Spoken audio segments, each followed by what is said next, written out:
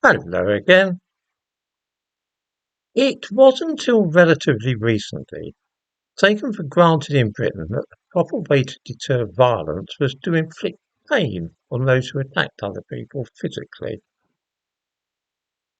Those who bullied or struck pupils smaller than themselves at school were caned, and men who carried out robberies in the street were flogged with a cat o' nine tails or birch, convicted. Today we reject such measures as barbaric and tell ourselves that we live in more civilized times.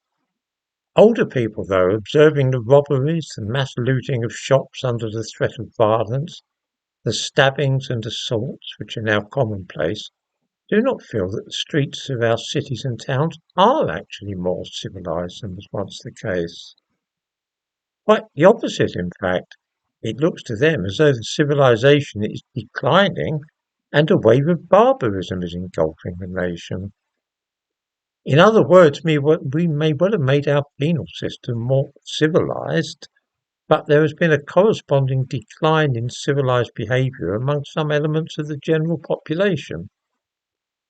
It might be interesting to conduct a little thought experiment here and ask ourselves what would happen if those robbing people in the street, either by grabbing expensive wristwatches or snatching mobiles and so on, suddenly knew that if they were caught they would be flogged.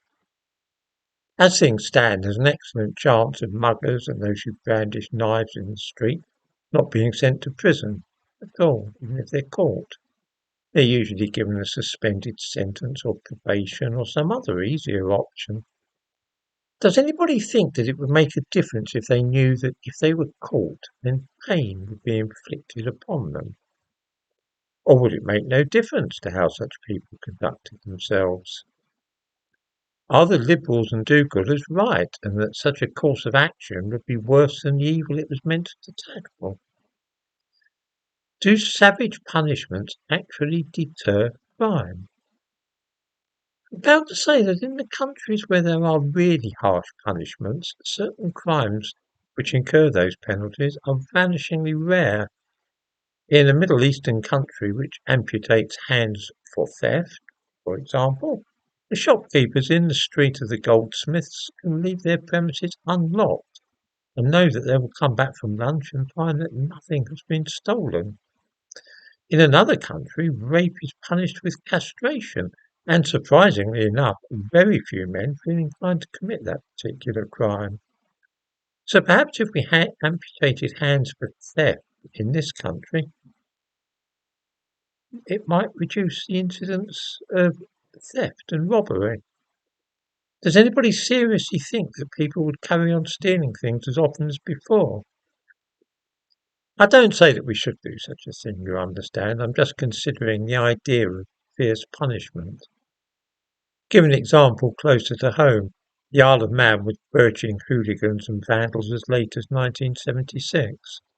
The same thing was done in the Channel Islands. Both territories were notably free of the vandalism and delinquency which plagued Britain in the 1970s. It rather looked as though birching did act as a deterrent there. I've given a link in the description to this video to a piece that I published on my Substack account about the history of corporal punishment, judicial corporal punishment, let's say flogging and birching in this country in the 20th century, which might be of interest to those who consider matters such as this.